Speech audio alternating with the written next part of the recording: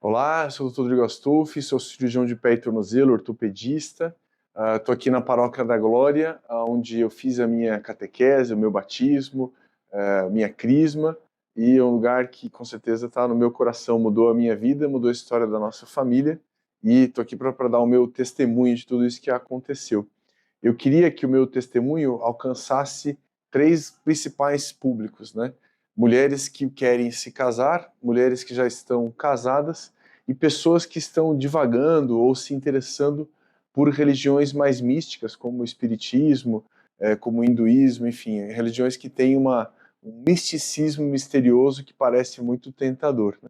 Então, eu espero ao final do meu testemunho que esses três grupos de pessoas consigam me escutar e consigam entender o que eu quero dizer, né? Para contar um pouco da minha vida, eu queria começar do macro, que é falando a história do espiritismo, né? Eu era espírita, e o espiritismo eu vejo um pouco como sendo um tanto distante da maior parte das pessoas, porque ele é muito, digamos, discreto, às vezes meio secreto, né? Então, enquanto, por exemplo, o católico está acostumado a lidar com as doutrinas protestantes, com o espiritismo é muito mais difícil, porque o espiritismo ele não bate de frente. Para o espírita tradicional, tudo dá certo, né? Não, isso aí está certo. Então, eles têm um jogo de cintura filosófica muito grande, e aí fica muito difícil você bater, né? E tem um discurso do politicamente correto também muito poderoso, do tipo, a caridade salva, você será salvo pela caridade.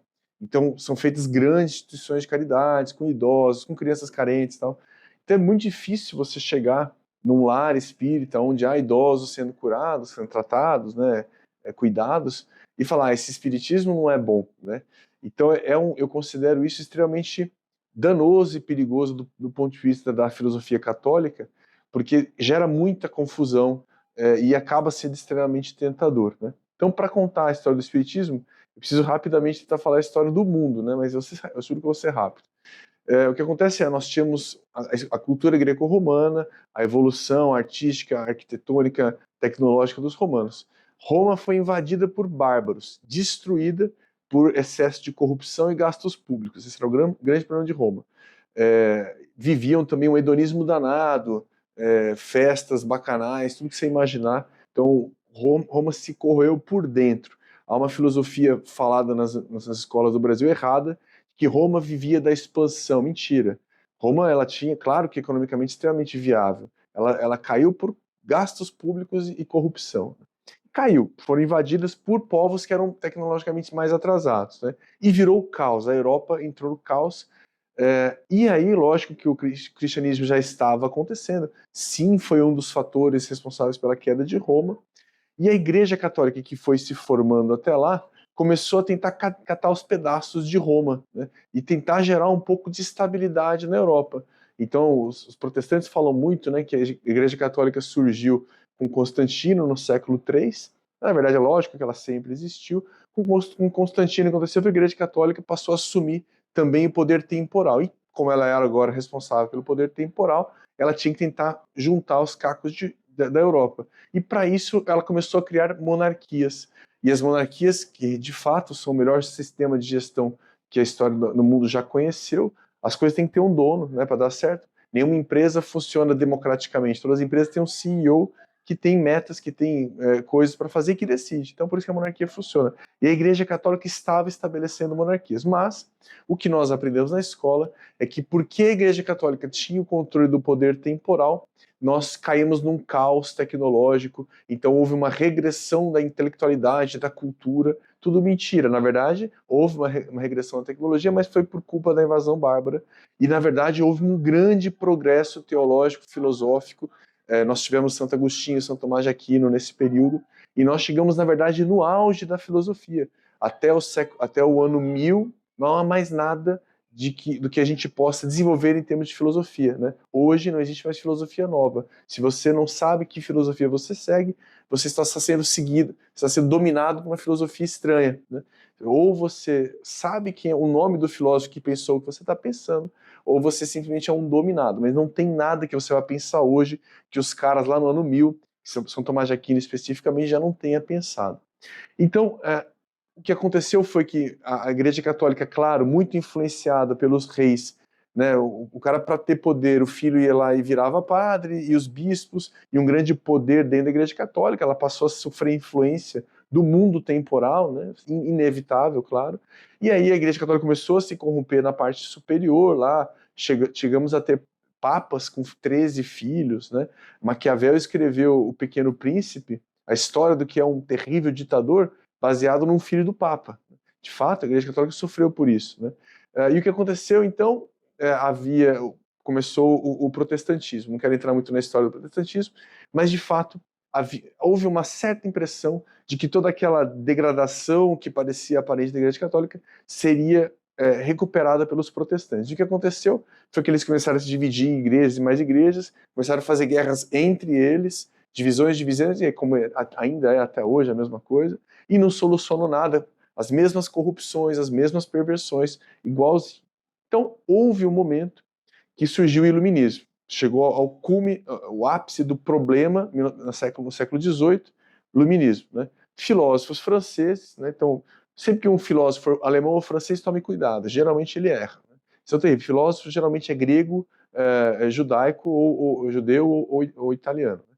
Filósofo francês e alemão é muito complicado. Mas os filósofos franceses começaram a rejeitar a religião e achar que a ciência seria capaz de responder todas as coisas. Né? O que aconteceu foi que começamos, então, a ter guerras, né, na tentativa de tirar o poder do clero e da monarquia, que foi o jeito, né, que a Igreja Católica tinha arrumado a Europa. A Europa estava estável, a Europa estava crescendo, a Europa tinha chegado às Américas, graças aos padres jesuítas. Nós só chegamos às Américas por causa dos cruzados. Conta essa parte também. Os cruzados, ao trazerem batata, milho para a Europa, acabaram com a fome na Europa. Porque os cruzados vieram para a América e conseguiram encontrar alimento suficiente, ouro, prata, para gerar um crescimento econômico na Europa. Adivinha o que aconteceu?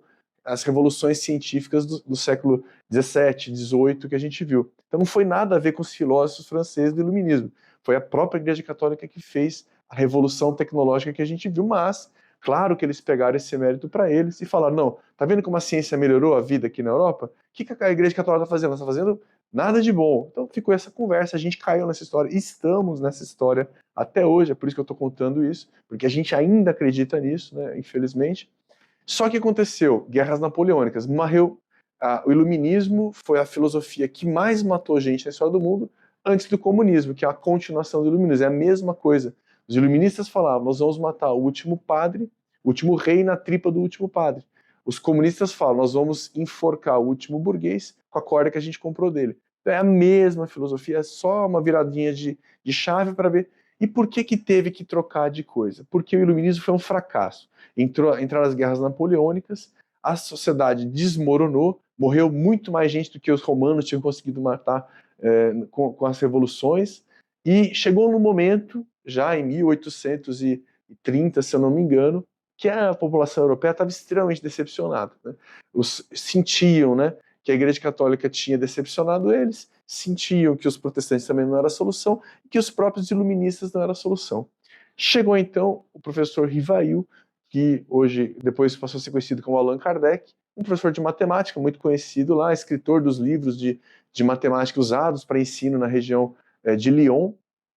O professor Rivail começou a estudar uma mística que estava acontecendo das mesas flutuantes, comunicações com o mundo espiritual.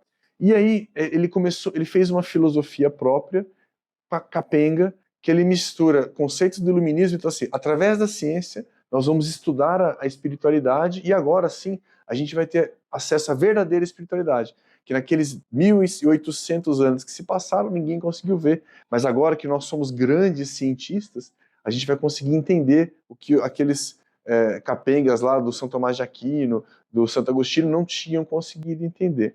Então ele passou a querer usar um método científico para entender as comunicações, só que é interessantíssimo, não tem nada de método científico. Você pega método científico, eu tenho mestrado e doutorado em uso de inteligência artificial na medicina. Se você fosse tentar usar as estratégias do Allan Kardec para passar na universidade aqui no Ceará, por exemplo, você não consegue aprovar, porque não tem método científico ali, não. Ele usou ideias científicas, bem fracas, para falar a verdade, para tentar avaliar se aquelas comunicações eram verdadeiras ou não. O que é interessante, né? Porque o que foi a coisa interessante? Jesus, para dizer que o que ele falava era verdade, ele tinha que curar, né? Ele tinha que andar sobre as águas, fazer os milagres, né? Os milagres, as curas, não eram de nada importantes, senão para pregar a palavra. Jesus falava assim, ide e curai, ou falava ide e pregai, é para pregar, né? O fato de São Pedro, depois apóstolo, curar as pessoas, era simplesmente para ele poder, as pessoas prestarem atenção e ele poder falar, né? Então, o importante não é a cura, é a palavra, mas era importante curar também, senão você não tem credibilidade. Então, Jesus tinha que fazer milagres, e muitos milagres, milhares de milagres, para ter credibilidade. Mas o professor Rivail, todo científico, a única credibilidade que os espíritos tiveram que passar é simplesmente nós somos espíritos, né? Na teoria, o que ele fez foi que ele consultou um espírito em Lyon, um espírito que falava através de um médium na Alemanha, um espírito que falava através de um médium nos Estados Unidos, e viu que eles respondiam o mesmo padrão de respostas. E disso ele já concluiu que esses espíritos então falavam a verdade e eram superiores, porque para eu poder te ensinar alguma coisa, eu tenho que ter algum grau acima de você, né? Então, para você aceitar que o que eu estou te falando é verdade, eu tenho que falar, não, peraí, eu tenho mestrado e doutorado em medicina, então se você é médico, não tem, talvez eu possa te ensinar alguma coisa, né? O contrário não acontece, né? Se você tem um grau de formação numa área específica abaixo da minha, eu não vou assistir a tua aula. Então, por que aqueles espíritos tinham condições de nos falar algo que não estava na Bíblia? Porque esse é o grande ponto. O que os espíritos, no fim das contas, falaram? Olha, a Bíblia está incompleta. Jesus não falou essas coisas que eu vou te falar porque as pessoas naquela época dele eram muito ignorantes e não iriam entender. Mas vocês agora, pós-iluminismo, vocês conseguem. Vocês são inteligentes pra caramba. Interessante que hoje em dia tem gente que acha que é cachorro, né? Hoje em dia a gente não sabe se é homem ou mulher. Quer dizer, não, filosoficamente a gente evoluiu muito, né? Claro, a humanidade hoje, no século XXI, é um exemplo de filosofia. O pessoal não sabe citar 3 filósofos numa sequência, mas nós agora temos condições de entender o que o pessoal do ano 1000 lá de Santo Agostinho não saberia entender, né? Imagina. Mas, entendeu? Então a ideia, havia um jogo de ideias aí para falar assim, não, eu vou falar um monte de coisa que não é o que Jesus falou, não. Mas é porque eu estou te dando agora uma terceira nova. Então o Espiritismo é auto-chamado de terceira revelação. A primeira é Moisés, a segunda é Jesus, a terceira é o próprio Espiritismo. Por isso ele se dá ao direito de falar coisas que não estão na Bíblia e selecionar o que ele acha que da Bíblia vale ou não vale, né? Veja então como fica uma filosofia totalmente perniciosa, que a partir de agora, já que eu tenho uma revelação mística, eu posso afirmar o que eu quiser. E isso as pessoas veem no dia a dia delas, porque há pessoas, por exemplo, que têm uma doença, que vão no centro espírita, que são de alguma maneira curadas, e isso de fato acontece, que têm contatos, até hoje isso acontece diariamente, com pessoas que morreram, e as pessoas falam mesmo, não, mãe, lembra que você guardava aquele livro embaixo do tapete, e de fato, a pessoa, não, eu gravo mesmo. Qual é o perigo? O que o católico vê disso? Já vou adiantando um pouco a conversa. Vê que o diabo também sabe, né? Lúcifer também sabe. Lúcifer é o anjo da luz, é o mais inteligente de todos. Então, como que eu sei que aquele espírito não é uma comunicação maligna? Então, o católico tem muito medo, porque, olha, eu não sou tão inteligente quanto Lúcifer. Ele pode passar a perna em mim. E aí, quando você vai ver, então vamos ver o método científico que o Allan Kardec utilizou para não ser trollado pelo Lúcifer. É fraco, né? De fato, ué, o que você me falou que você de fato mostra que você é superior a mim?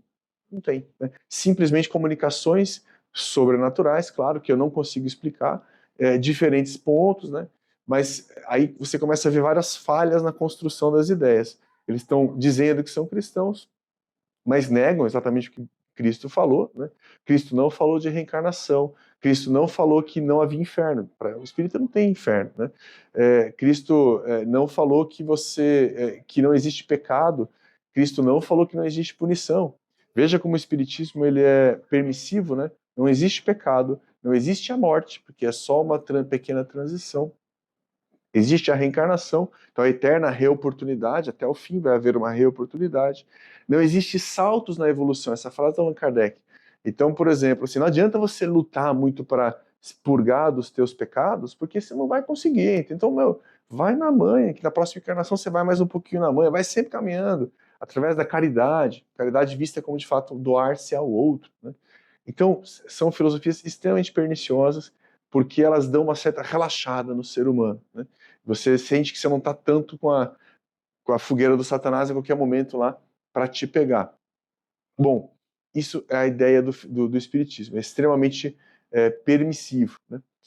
Ele foi trazido pelos maçons aqui para o Brasil no final do século XX, que era um período em que a maçonaria estava dando um fora no imperador, né, e criando a República. Quem criou a República Brasileira foi a maçonaria. E justamente eles trouxeram muitos missionários protestantes americanos para o interior do Brasil. Hoje você pega o estado de Goiás, por exemplo, é majoritariamente protestante, graças a missionários protestantes trazidos pela maçonaria, e trouxeram o espiritismo. Todo espírita sabe que quem trouxe o espiritismo para o Brasil foi a maçonaria. Não é à toa, porque a Igreja Católica sempre bateu de frente com a maçonaria, claro. A maçonaria foi criada para destruir a Igreja Católica.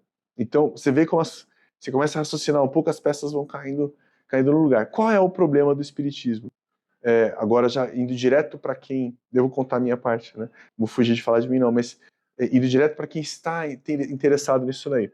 Para o católico, você tem que, de fato, o nosso objetivo católico é ser santo, né? Isso também difere diametralmente do protestante. O protestante acha que não adianta. O fato de você tentar ser santo só vai te estressar mais e te jogar cada vez mais no pecado, porque a cada vez que você cai, você se frustra e entra mais pesadamente no pecado. Então o protestante acredita numa certa julgamento cartorial, né? Eu erro, eu acerto, e na hora que eu morrer, Jesus vai olhar, Deus vai olhar e vai falar, ó, você errou menos, vai, então entra. Então, de fato, você continua pecador, de fato, você continua uma pessoa, mas foi dado um carimbo lá de estar dentro do céu, porque você era menos pecador do que você faz coisas legais, né? Então, o que acontece para quem começa a se interessar pelo Espiritismo é que nós católicos achamos que queremos ser santos. E para ser santos, você tem que, de fato, purgar seus pecados. E há uma metodologia católica criada para isso. Essa metodologia católica se chama sacramentos, né? Criada por Jesus Cristo, claro. Mas, assim, no fim das contas, se você pensar o que um católico tem que fazer à risca, de coração, né? Eu sei que existem os católicos de figurinha, né? Me batizei aqui, ó, confessei aqui assado, ó, comunguei aqui, tá? Claro que se não for de coração, não vale. Mas se você de fato se confessa arrependido daquilo que você fez, pensando, né? Se você imagina, se você confessasse toda semana o mesmo pecado, chega uma hora que você vai ficando amargo de ter que falar, pô, vou ter que falar de novo pro padre daquilo ali, né?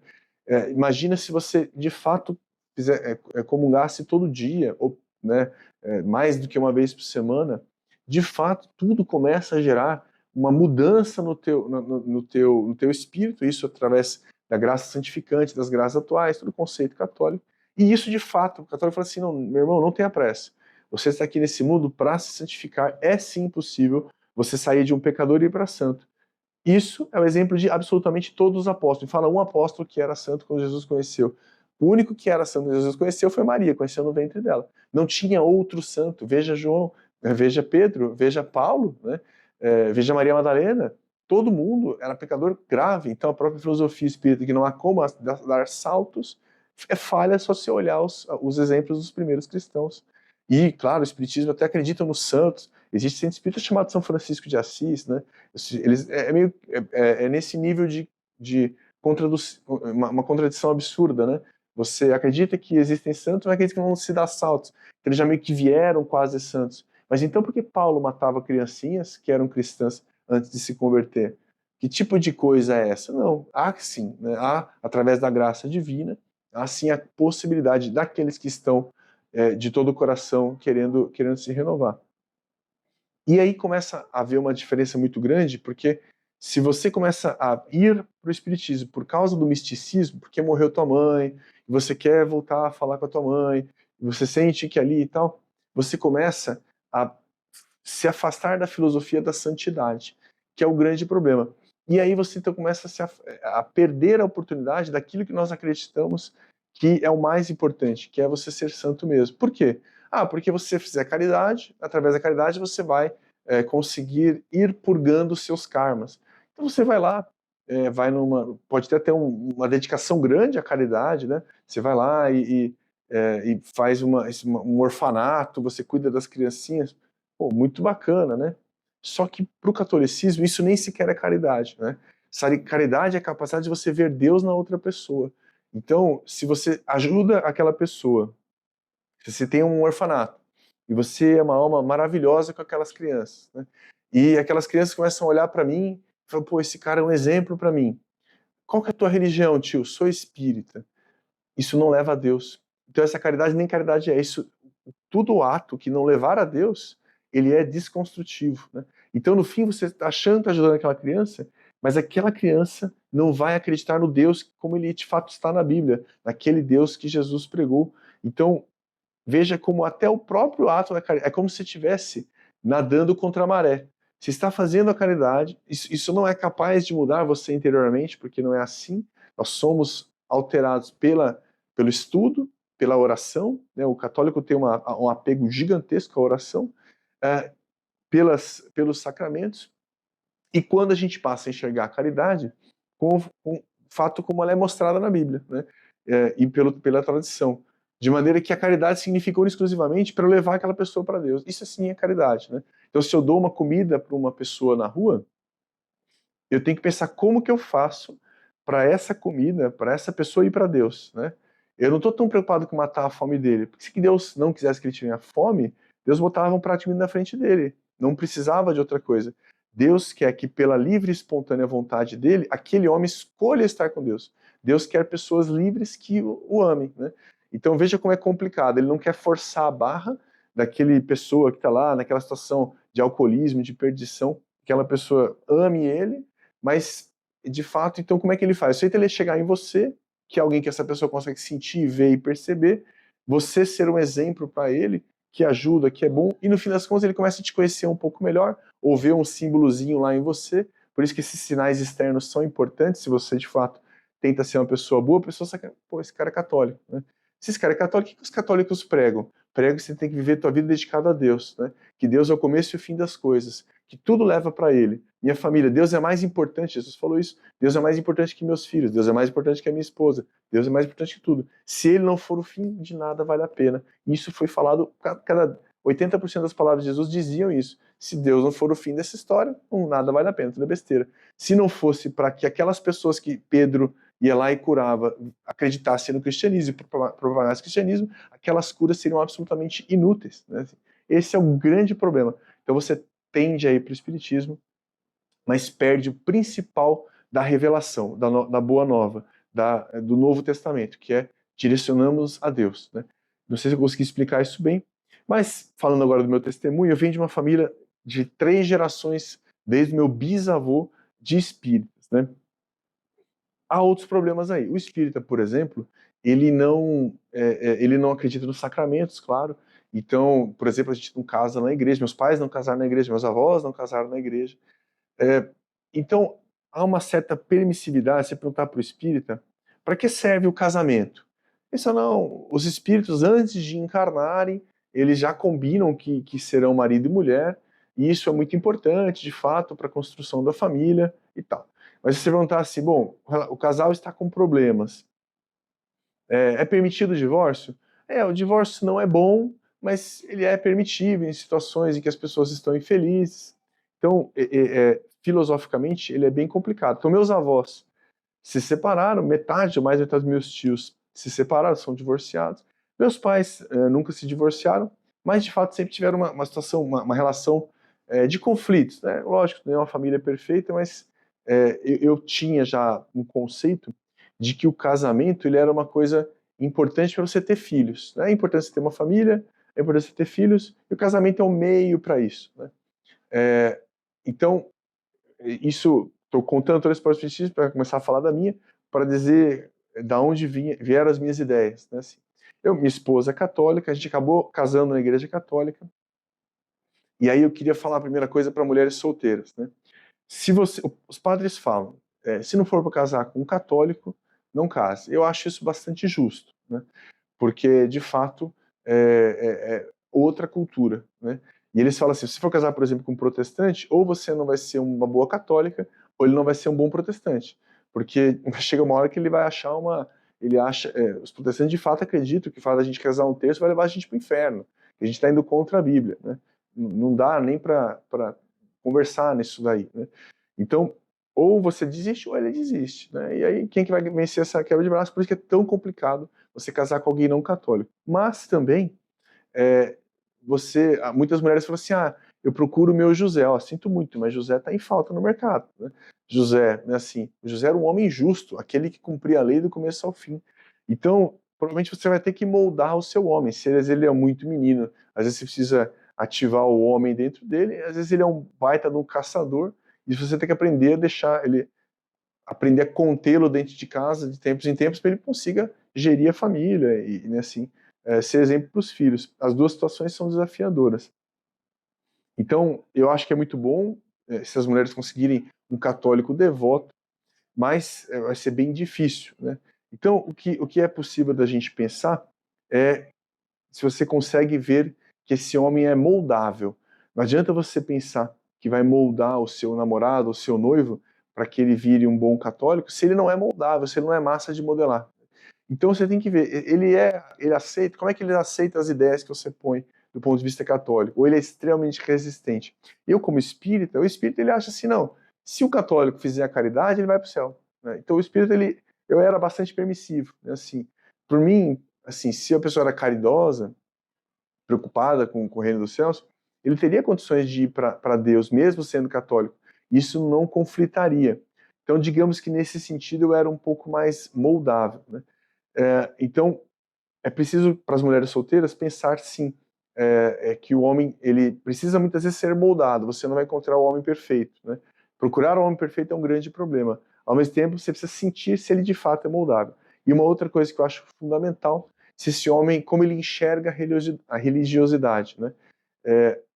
O homem precisa ver a religiosidade como algo importante. É claro que no começo da vida, pessoas que não estão dentro da igreja, né, não foram criados dentro da igreja católica, realmente está fazendo a carreira dele, terminando os estudos, a faculdade, então ele não está indo à igreja, não está preocupado. Mas talvez você possa perguntar para o teu noivo, para o teu namorado, isso é importante para você? Eu, quando me casei, responderia que era. Eu, com certeza, eu fui criado numa família de verdade espírita. A gente almoçava e jantava falando de espíritos, falando de comunicações que ocorreram. Tua tia deu passagem, né, assim, falando de muitas coisas e da visão espírita sobre o cristianismo, né? Então eu achava fundamental a religiosidade e ir para Deus. Nunca menosprezei isso. E eu aceitava outras ideias que não exclusivamente espíritas, claro, com um certo menosprezo, mas aceitava ouvir e frequentar, porque não achava que eram coisas que me contaminariam, né? Então, é uma coisa a se pensar. Então, já falei com pessoas que estão talvez meio tendenciosas a outras, a religiões mais místicas. O problema é esse, como você sabe que não é Lúcifer que está falando com você? E para as pessoas, e mulheres que estão solteiras, elas precisam pensar um pouco se esse homem é moldável, e há alguns jeitos da gente pensar isso. Bom, nós nos casamos, eu espírita, ela católica. Ela não aceitava frequentar um centro espírita, e eu também não tinha interesse de frequentar a igreja católica. E assim nós fomos indo, né? Tinha os nossos altos e baixos, como todo casamento, mas de fato, a gente, de tempos em tempos, nós tínhamos a nossa crise, né, assim. Muito, num momento inicial eu via como sendo culpa dela, porque eu pensava assim, ela é dominadora, ela não me deixa, quer dizer, ela quer dominar meu o tempo todo. De fato, a minha mulher, ela é uma típica mãe, né, assim, então ela domina o ambiente da casa, ela que lidera a casa, né, e eu de certa maneira achava que isso era justo, mas também achava que às vezes ela exagerava nesse ponto, né. E ela sofria muito com o meu orgulho, né? Não sei se isso é óbvio para todo mundo, mas o orgulho é a mãe de todos os vícios, né? O orgulho, você pega, nomeie qual vício que for, ele é uma vertente do orgulho. A soberba, né, assim, a própria luxúria, tudo é orgulho, né? Então, eu, vítima do meu próprio orgulho, percebia também que boa parte dos nossos conflitos vinham do meu próprio jeito de ser, né? E por muito tempo eu tinha crise de ansiedade também, porque eu também fui criado com um conceito de que para você ter paz na vida tem que ter dinheiro, né? Então, assim, putz, eu primeiro preciso estabelecer financeiramente, porque entendi que todos os problemas que nós tivemos na infância eram por falta de dinheiro. Então, primeiro, para ter uma vida boa, você tem que ter dinheiro. Aí depois eu vejo essa parte de religiosidade. Então, eu vou garantir aqui o meu, né? Só que, de fato, a gente vai ganhando mais dinheiro, vai tendo uma vida financeiramente melhor à medida que você trabalha. Sempre fui me dedicado, sempre fui muito bom no que eu fiz, claro, né? Então, o dinheiro vem, né? E a paz não vinha. Fazia terapia para ansiedade, né? E a gente, os conflitos da gente também com bastante frequência e até aumentando na frequência. Então, havia talvez grandes problemas em mim, eu tinha uma vantagem pequena de que eu sabia que o problema era mais meu do que da minha esposa, né? Isso também eu acho que, se vocês for ver, existe uma escadinha quando a gente está condenado e do santo, né? Há um grauzinho, que é o que a gente quer seguir aqui, né? Eu sei que eu estou aqui, mas eu posso ir aqui crescendo, trabalhando virtudes e sucumbindo vícios, né? Usando os sacramentos. Mas existe o cara que está mais para lá do cristianismo, que culpa os outros por tudo. Esse cara está lá para lá, né? Eu não estava, graças a Deus, não estava naquele ponto. Então, estava falando para as mulheres solteiras da capacidade de você modelar um homem, isso é importante. Você nota que ele culpa os outros por tudo, ou ele entende que a culpa é dele também, né? Às vezes a gente culpa os outros, mas a gente, pelo menos, alguma responsabilidade de mim. Eu tinha essa pequena capacidade de saber que, se me perguntasse, né, dos problemas que eu tinha no meu casamento, eu ia falar, não, o maior problema sou eu, esse é o difícil de lidar, né? Então, orgulho e tal, vaidade, essas coisas eu tenho, então é duro, né? Mas eu não sabia muito como sair dessa, né? E muito eu via assim, cara, putz, é como eu sou. Talvez quando eu ficar velho, depois que eu for rico, né? E eu ficar velho, eu consigo me prestar atenção nessa etapa aí. Mas esse ficar velho, eu tô ficando, eu tenho 41 anos, não tava mudando muita coisa. Bom, uns 3 anos atrás, minha esposa ouviu falar do Padre Elano e quis vir aqui na Paróquia da Glória, né? Eu, assim, de fato eu entendia como espírita que não é de todo mal você ser católico, né? Não é proibido ir para a igreja católica. Então, isso é até um jogo, né? Se você vai no centro espírita como católico, os caras falam, não, tá tranquilo, fica aqui, fica lá, fica na paz, a gente boa. Se você né, tá querendo ir, você fala, não, isso vai te condenar para o inferno e tal. Então, uma pessoa mal experimentada vai pensar, pô, quem que é o cara legal nessa história? O cara que fala que tá tudo bem tá nos dois lugares, ou o cara que fala que tá tudo ruim, aqueles caras lá vão pro inferno. E ele chega lá e o pessoal é carinhoso, abraça, tem uma imagem de Jesus Cristo, eles veem que tem uma instituição de caridade anexa, e o padre aqui tá falando que os caras vão pro inferno, entende como é uma pegada muito complicada você explicar o porquê que o espiritismo é problemático. Mas ele justamente é problemático porque ele não vai te levar para o céu, só você ler a Bíblia você vai ver o porquê. Mas, então, eu falo, quer saber? Então vamos lá para essa igreja aí, você vai ficar mais feliz, e eu pelo menos tenho algum contato com religiosidade, que acho que é importante para mim, e vou, né? Viemos nossos filhos, minha filha era bebezinha, meu filho pequenininho, chegamos aqui na Igreja da Glória, que não é do Ceará, o caos, lotado, né, assim, não tem nem como entrar, né, assim, impressionante, o volume de pessoas que vem ver o Padre Elano, né? E aí quando eu fiquei feliz, né, olhei e falei, tá caótico, vamos embora, né? Falei pra ela, ó, um bebê pequeno, dormindo, outro bebê criança aqui pequenininho, não dá pra gente ficar aqui, um calor danado no Ceará, não dá.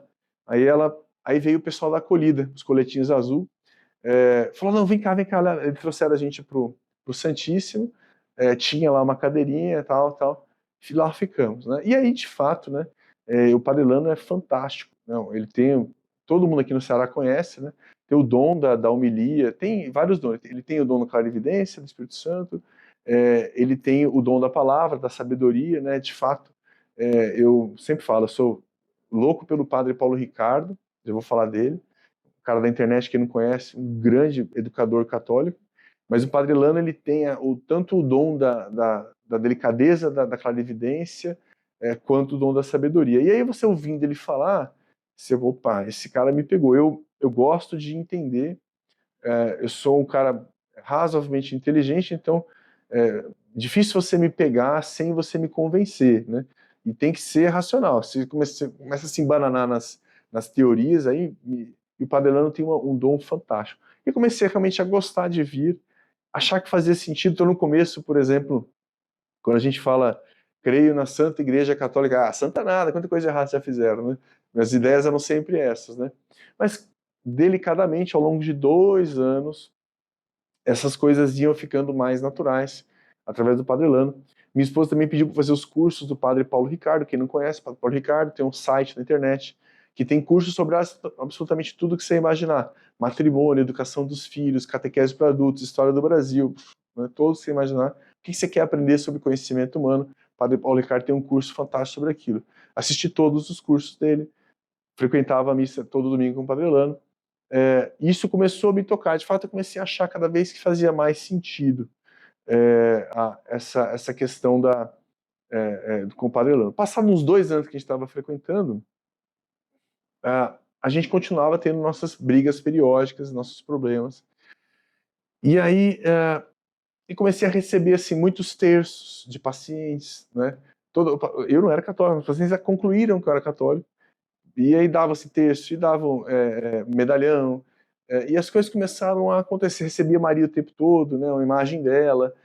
Estava numa igreja qualquer, do nada, vinha alguém no meio da multidão, chegava em mim e me dava um medalhãozinho de Nossa Senhora, né?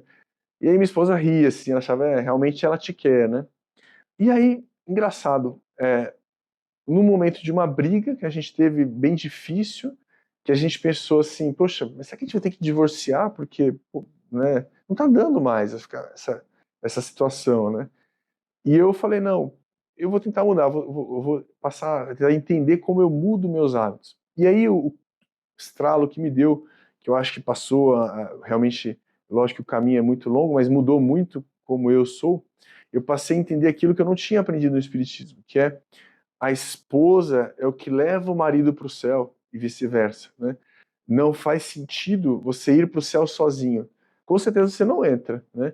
Jesus, né, quando eles estavam pescando, Jesus ressuscitado, tinha montado lá uma fogueira com peixes, com pães, e falou, traz os peixes que você pescar. Quer dizer, quando ele chegar para a ceia com ele, quem você trouxe aqui comigo? Nenhum santo chega sozinho no céu, né?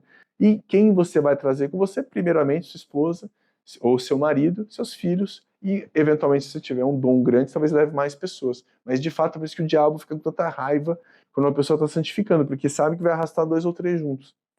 Então eu passei a entender, não, pera, eu achava que assim, ela tinha a vida dela, eu tinha a minha, né? E às vezes ela interferia demais na minha. E aí eu passei a compreender através das homilias do Padre Elano que não, é com ela que eu vou, né? Por quê? Porque de fato mulheres e homens são diametralmente opostos. E aí as capacidades de visão dela complementam as minhas. É simples assim, né? Então ela consegue ver o que eu não consigo ver. Porque a gente foi fisiologicamente por Deus criados para vermos o mundo com outras óticas, né? Então a delicadeza e tal. Então eu passei a entregar essa. Eu vinha também de uma ideia de família em que homens, maridos e mulheres eram obrigados a competir. Quem é que manda na casa? É a esposa ou é o marido, né? Do tipo assim, você não vai ser barriga branca, que no Ceará se fala barriga branca, o cara que é dominado pela esposa, né? A esposa manda nele. E de fato, até como médico, médico é uma coisa, né? Eu sou cirurgião, então você tá, eu brinco assim, os clínicos estão com os pacientes como a galinha tá pro omelete, é o ovo dela, né? E os cirurgiões estão com o paciente como o presunto tá pro omelete, né? Eu tô de corpo e alma ali, né? Porque, né, a relação da cirurgia é muito mais próximo. E a gente vê a relação das famílias como são. E há muitos tipos de doença familiar, até isso, homens que se desmasculinizam porque a mulher manda nele de todo jeito, né? Então isso tinha pavor, esse negócio, né? Mas eu comecei a ver que não é por aí. Existe um equilíbrio nesse negócio, em que você aceita, na verdade, como fala quando a gente se casa, né? Vocês são agora uma só carne, né? Então não sabe se quando começa um termina o outro. Então, se vocês são a mesma pessoa, uma só carne, então você tem que delegar, né? Então, bom, ela passou a ter todos os meus contatos, né? Uma vida totalmente em comunhão, né? De fato, depois de muito tempo, né? Eu caiu essa ficha. E, de fato, aceitar a opinião e vice-versa. Claro que ela passou também a ter mais uma sensibilidade maior, mas, de fato, ela já estava mais avançada nesse caminho do que eu. E aí começou a ficar fácil, porque a grande dificuldade é que eu tentava fazer sozinho, né? E agora com ela interferindo, né, assim, mas permitindo que isso, com a visão dela na minha vida, eu comecei a enxergar melhor os meus defeitos e aonde que eu ia falhar. E isso é engraçado, porque as pessoas perguntam muito assim, todo mundo notou uma diferença do meu comportamento muito grande, súbita, de uma semana para outra, né? Então, se você sonhou com Maria, você viu alguma coisa? Não. Simplesmente numa discussão que a gente teve, eu decidi, falei, não, eu vou tentar mudar. Eu não sei o que eu faço, mas eu vou tentar mudar, né? E a primeira coisa do eu não sei o que eu faço, vou tentar mudar, foi então, é o seguinte, eu vou confiar a você toda a minha prudência, né? Você sabe que existem 4 virtudes cardinais, né? Prudência, temperança, fortaleza e justiça. Fortaleza e justiça deixa de lado, mas a prudência é a mãe das virtudes. Porque a prudência significa você não se sentar à mesa se você é um alcoólatra. Ah, vamos lá sentar no bar só pra gente conversar, você toma um refri. Não, o prudente não vai. Porque se ele for, ele vai ter que usar a temperança, que é a outra virtude cardinal, que é a capacidade de resistir à sua sucumbência da carne, né? Então, a prudência é muito melhor. Por isso que ela é a mãe, ela vem antes, né? Você não se põe naquela situação de você ter que usar a temperança. Então, para ser prudente, eu precisei usar a minha esposa para isso. Então, muitas coisas, quase tudo eu pergunto para ela hoje, né? Assim, é lógico que com coração aberto, né? Que virei o tal do barriga branca, o pau mandado, né? Mas ela compreende isso também. Isso, de fato, mudou muito o meu jeito de ser. Mudou muito a nossa relação. É, pouco tempo depois eu me batizei, o Padre Elano me batizou. Meu filho viu isso e achou assim fantástico, viu uma mudança de comportamento, como uma pessoa agora mais presente, mais calma, menos acelerado, e quis também fazer a catequese dele. Fiz minha catequese, a crisma, e estamos muito bem. Hoje a gente virou 2 fanáticos mesmo, a gente conversa isso o tempo todo, e temos nossas discussões, visões dentro do catolicismo como sendo uma grande prioridade para nós, né? Eu falei que eu ia falar com 3 grupos, pessoas que estão querendo ir para outra religião, mulheres que querem se casar e mulheres que se casaram, né? Aí é um outro problema, estou contando o meu relato para falar disso, né? De fato, minha esposa conseguiu me trazer para o catolicismo, né? Isso não é tão fácil. O homem precisa já ser, de base, meio que uma massa de modelar, né? Ele tem que aceitar, não necessariamente é fácil isso, mas ele tem que aceitar a modelagem. Santa Mônica rezou por 17 anos para Santo Agostinho se converter, então não é que é fácil, né? Mas alguns caminhos para a conversão do homem, e na verdade é o único, é ser servil o tempo todo. Isso também serve para mulheres que estão solteiras, né? Quando você está solteiro e um homem quer ter relação com você, um homem solteiro, né? E você fala não, às vezes é ruim, né? Porque, pô, já cancela a opção daquele rapaz um dia ser um namorado e tudo mais. Você estava gostando dele, por exemplo. Mas você está sendo servil a ele no sentido de mostrar a ele o que uma mulher católica tem que fazer.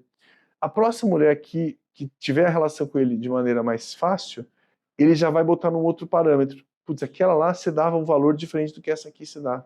E se daqui a um tempo esse homem encontrar uma nova mulher católica e também falar não, e ele começar a reconhecer os padrões, o cérebro humano faz isso, reconhece padrão.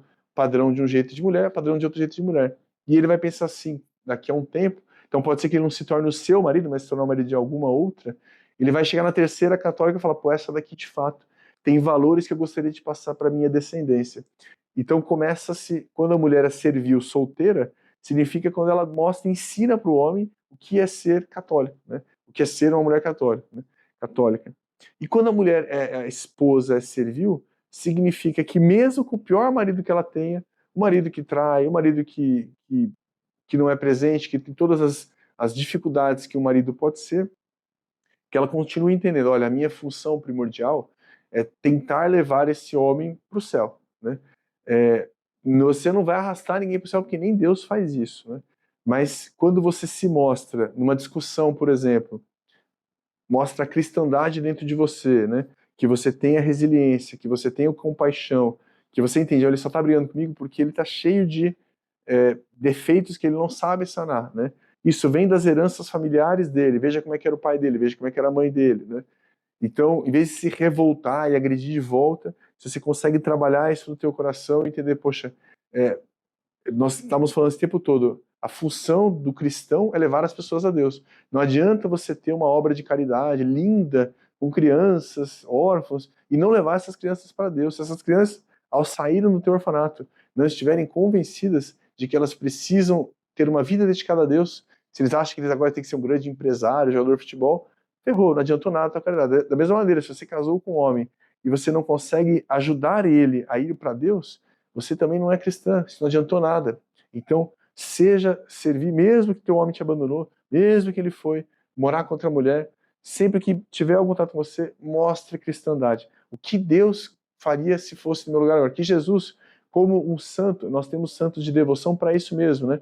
Porque cada situação da vida teve um santo que viveu. Pode pensar, nós temos milhares de santos. Então, se você estudar um pouquinho, tem alguma santa que, né, tinha, sei lá, um ex-marido ou um homem que maltratava ela, né? É interessante não só a devoção aos santos como maneira de chegar a Deus, isso é bem estabelecido, como o exemplo, né?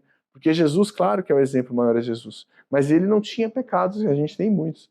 Os santos tinham pecados e viraram exemplos. Então é por isso que às vezes se espelhar no santo é um pouco mais um pouco mais educacional, né? Se espelhe num santo, pense como é que a santa se comportaria frente a esse homem que é tão abusivo, frente a esse homem que é tão difícil, porque talvez, muito talvez até provavelmente, como Santa Mônica, você consiga levar esse homem a Deus. E aí sim, tua vida vai ser toda renovada. Santa Mônica levou não só Santo Agostinho, quanto o pai dele também. Foram 3 santos, uma família só. De novo, por isso que o diabo detesta santo, porque ele não vai sozinho, ele leva os outros juntos, né? Então, se você, como católica, busca santidade, você tem obrigação de levar seus filhos e seu marido sempre, por exemplo, dando exemplo, né? Então, não é tentar pregar o evangelho com a Bíblia dentro de casa, não. É você ser um exemplo verdadeiro, né? Um exemplo constante. E isso é difícil, claro que é difícil. Mas nunca ninguém falou que seria fácil. E eu acho que minha esposa teve essa função com muita resiliência, com muita paciência, fazendo os terços, todos os rosários, tudo o que você imaginar ela fez para a minha conversão e deu certo, funcionou muito bem. Então acredite na fé católica, não desanimem, Deus abençoe o Padre Elano, e eu hoje em dia guardo bem esse escapulário, foi ele que abençoou, porque eu acho que um dia ele vai ser canonizado, eu vou ter... Bom, ele pode ser que seja depois, pelo menos meu filho, meu neto ganha esse escapulário e fala, ó, esse escapulário é abençoado por um santo. E eu fui batizado por um santo. Ainda vou chegar nesse... Espero que eu não possa saber disso, porque daí o Padre Elano vai ter que morrer antes de mim, ele é um pouco mais novo que eu. Mas, de fato, eu acho que a gente tem um santo aqui nessa paróquia, que tem, de novo, como eu falei, santos arrastam outros santos para o céu, tem trazido multidões, né? E Deus abençoe o nosso Padre Elano, Deus abençoe a Paróquia da Glória, mudou a nossa vida e eu acho que ainda vai mudar a vida de muito mais pessoas, se Deus quiser. Muito obrigado por me ouvir. Se você já passou por alguma experiência que fortaleceu a sua fé, superou algum desafio através da espiritualidade ou presenciou algum milagre em sua vida, convidamos você a entrar em contato conosco e compartilhar a sua história com toda a comunidade.